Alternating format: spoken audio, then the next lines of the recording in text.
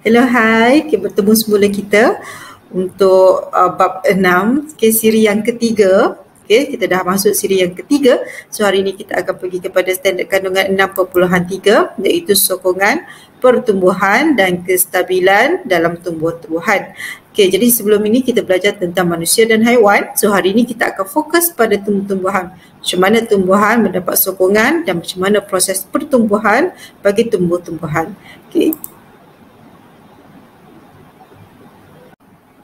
Seperti biasa, sebelum mula ke kelas saya, jawab teka-teki ni dulu. Apakah tumbuhan yang mempunyai pertumbuhan yang paling cepat? Tumbuhan apakah? Untuk tahu jawapannya, tonton video ini sehingga habis.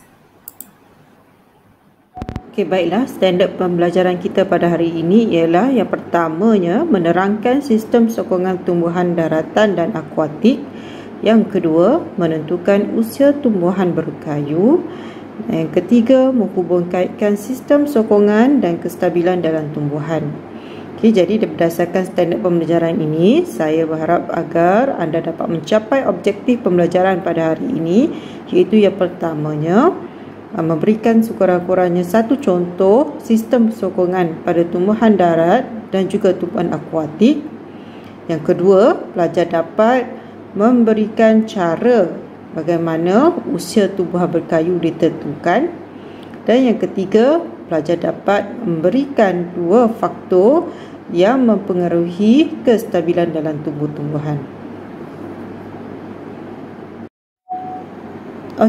Sebelum kita bercerita panjang lebar tentang sokongan pada tumbuhan, kita lihat apakah fungsi sokongan pada tumbuhan. Sokongan utama bagi tumbuhan ialah pada bahagian batang dan juga pada bahagian akarnya, ya.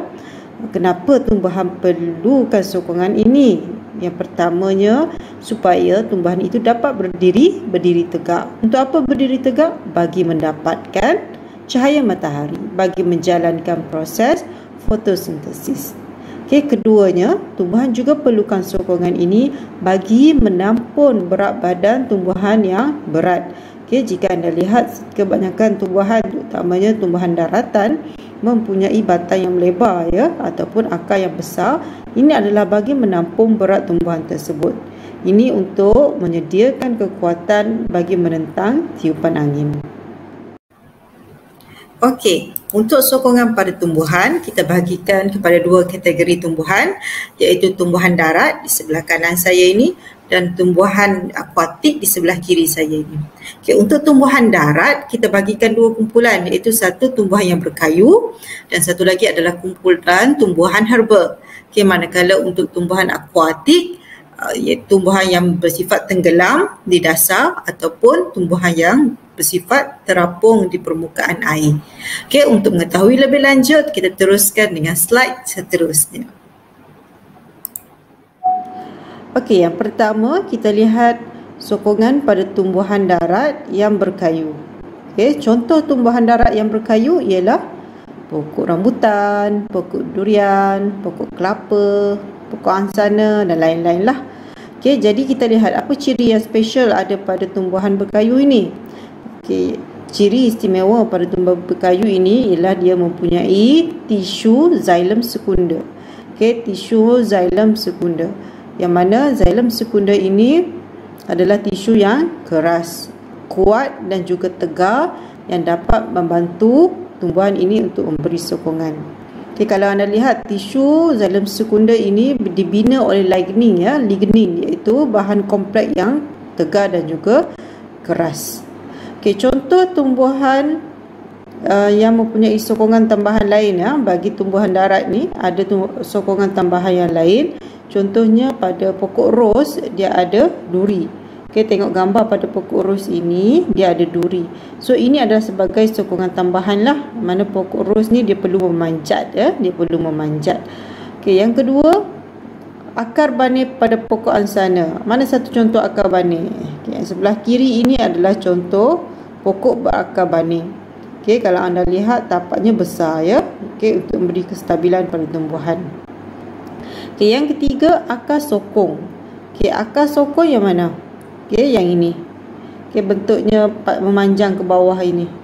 Yang ini adalah akar tambahan. Okay, di tengah-tengah ada akar tunjang yang utama, di tepi ni dia ada akar tambahan. Kita panggil sebagai akar sokong. Okay, dan terakhir sekali ialah akar jangkang. Okay, akar jangkang ni adalah kebanyakannya kita boleh jumpa pada pokok yang tinggal di tepi air, dekat dengan air. Contohnya ialah pokok bakau lah. Okay, so dia membantu untuk memegang tanah yang berada dalam keadaan lumpur, tanah yang lebih lembut. Okey, kedua kita lihat tumbuhan darat iaitu tumbuhan herba. Okey, bagi tumbuhan darat, tumbuhan herba, dia tidak ada tisu berkayu. Okey, tanpa tisu berkayu. So macam mana dia mendapat sokongan? Okey, dia bergantung sepenuhnya kepada kesegahan sel tersebutlah. Okey, kesegahan sel di dalam tumbuhan tersebut. So, kalau kamu tengok pada tumbuhan tidak berkayu ini, dalam batang dia, dalam sel batang dia biasanya tersimpan air. Okey, dan so air itu akan beri tekanan untuk memberi kesegahan kepada sel. Okey, selain daripada itu, tumbuhan tisu tidak berkayu juga bergantung kepada sokongan tambahan. Iaitu contohnya yang pertama pada pokok timun, tengok pada gambar ni. Ini kita panggil sulur pauh. Okey, sulur pauh ni dia akan membantu untuk memberi sokongan tambahan pada pokok-pokok yang menjala, seperti pokok timun. Yang kedua, batang melilit. Ini batang pokok tersebut sendiri yang akan melilit. Contohnya pokok morning glory inilah, pokok seri pagi. Sokongan yang ketiga ialah melalui akar cengkam. Ini kamu pernah tengok pokok duit-duit? Pokok duit-duit yang tumbuh pada tumbuhan yang besar-besar tu kan? So kalau tengok akar dia menjala di sepanjang batang pokok tersebut. So ini kita panggil sebagai akar cengkam. Juga sebagai sokongan tambahan. Seterusnya kita lihat tumbuhan akuatik, macam mana dia punya sistem sokongan. Kita fokus dulu kepada tumbuhan yang tenggelam ya. Tumbuhan yang jenis tenggelam, contohnya Hydrilla colomba. Tengok di sini gambar ni. Anda boleh lihat dengan jelas mana tumbuhan yang jenis tenggelam, iaitu yang berada di dasar lah, yang berada di dasar. So kebanyakan tumbuhan ini dia punya ciri yang lebih kurang sama kan. Tengok pada dia punya daun dan dia punya batang. Kebanyakannya halus ataupun nipis, yang mana ianya berfungsi untuk mengurangkan rintangan air. Berfungsi untuk mengurangkan rintangan air.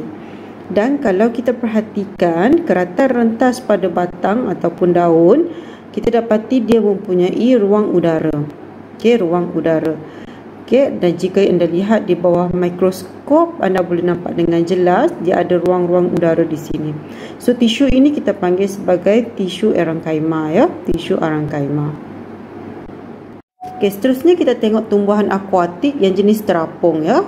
Apa contoh tumbuhan akuatik jenis terapung? Contohnya pokok teratai, keladi bunting. Ini semua pokok yang terapung lah. Apa keistimewaan bagi tumbuhan terapung? Sebagai sokongan pada tumbuhan terapung, kita tengok pada dia punya akar sini. Kita tengok contoh yang ini. Akar dia mempunyai akar serabut. Yang mana dia berfungsi untuk memerangkap gelembung-gelembung udara dan membolehkan tumbuhan tersebut menjadi ringan dan terapung lah. Selain daripada tu, kalau tengok pada bahagian batang dia ni, tengok ada gelembung kan. Batang dia ni gelembung. Batang kat sini pun gelembung. Kenapa gelembung? Sebab di dalam itu ada ruang udara, yang mana dia berfungsi untuk mengurangkan ketumpatan dan membolehkan tumbuhan itu terapung. Seterusnya kita nak menentukan usia tumbuhan berkayu. Macam mana cara kita nak tentukan usia sesuatu tumbuhan tersebut?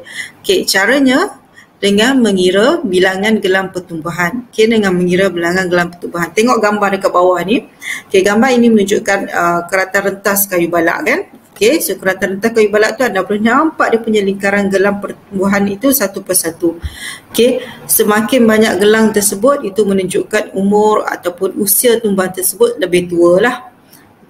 Ataupun kita boleh tengok semakin lebar dia punya diameter tu, semakin gelang dia tu semakin banyak. Itu menunjukkan tumbuhan tu umurnya lebih tua. Macam mana cara nak ukur gelang pertumbuhan ini? Ada dua cara. Kita tengok pada gambar yang seterusnya. So kita pergi pada cara pertama, iaitu secara manual lah. Ini secara manual. Okey, di mana pokok ini akan ditebang lah. Okey, ditebang dan kita akan lihat pada dia punya kerata rentas dia. Okey, pada kerata rentas ni kita boleh kira bilangan gelang ini. Okey, gelang yang terdapat pada batang ini, satu gelang mewakili 1 tahun. Okey, satu gelang mewakili 1 tahun. So semakin bertambah gelang, maksudnya umur pokok tersebut semakin bertambah lah. Okey. Tengok pada gambar ini juga boleh nampak dengan jelas. Ada 2 gelang, maksudnya umur pokok itu 2 tahun. Kalau di sini ada 20 gelang, maksudnya tumbuhan ini sudah berumur 20 tahun. Okey. Tapi ada sedikit kekurangan lah dari segi kita terpaksa tebang pokok ini. Okey, baru kita dapat tentukan umurnya. Okey. Jadi untuk lebih canggih kita tengok pada cara yang kedua. Okey, untuk cara yang kedua ini dia menggunakan alat lah. Okey, sejenis alat seperti gerudi seperti gerudi. Okey, untuk cara kedua ini dia tidak memerlukan pokok itu ditebang. Okey, tidak memerlukan pokok itu ditebang. So apa yang dia buat, gerudi ni, gerudi ni kalau kamu tengok gambar ini adalah bentuk sebenar gerudi tersebut. Di mana pokok gerudi ini dia akan dia akan masukkan ke dalam pokok sehingga 75% mata gerudi ataupun separuh ukur daripada lilit pokok. Kemudian selepas digerudi, mata gerudi itu akan dikeluarkan dan dia akan kira, tengok pada gambar ini dia akan kira gelang pertumbuhan di sini. Okey, so kaedah ini adalah kaedah yang terbarulah, lebih moden, yang mana dia dapat menyelamatkan tumbuhan tersebut daripada ditebang. Okey, so yang terakhir sekali ada sedikit perbincangan tentang kestabilan dalam pertumbuhan. Okey, apakah kestabilan dalam tumbuhan? Apa yang dikatakan tumbuhan itu dalam keadaan stabil?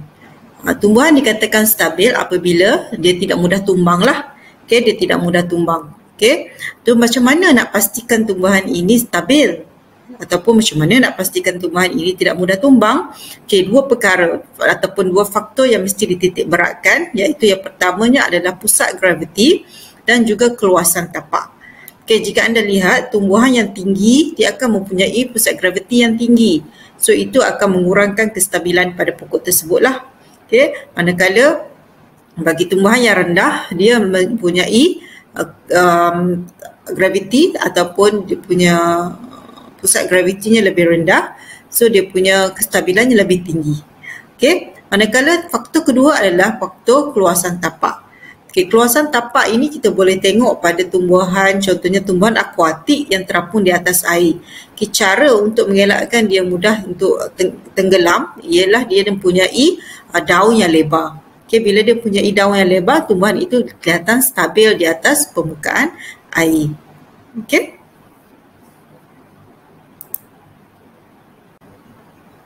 Okey, itu sahaja perbincangan kita untuk tajuk kali ini, 6.3 sokongan pertumbuhan dan kestabilan bagi tumbuh-tumbuhan. Saya harap anda semua dapat faham dengan baiklah apa yang saya cuba sampaikan. Okey, ingat lagi tak teka-teki cikgu tadi? Apakah tumbuhan yang membesar paling cepat? So jawapannya ialah pokok buluh, di mana pokok buluh dikatakan membesar sebanyak 40 cm sehari. Bayangkan macam mana tingginya pokok itu nanti. Okey, so itu saja.